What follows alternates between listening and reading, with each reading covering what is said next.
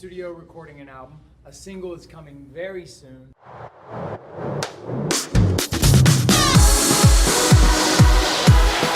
We can't tell you the title of the track, the name of the song. Why not? We can tell you that it might be some tempo. That's all you get. That's all you get. Some tempo to it. Yep.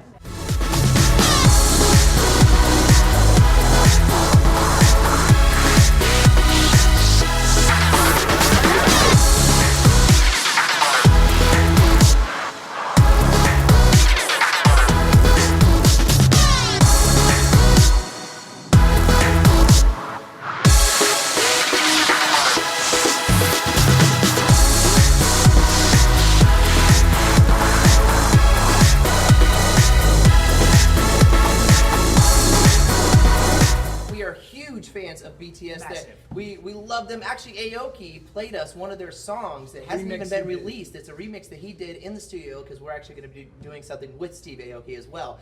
So we want to actually invite the guys to our show in Vegas if you guys want to come. So BTS all the way, baby. Bring it.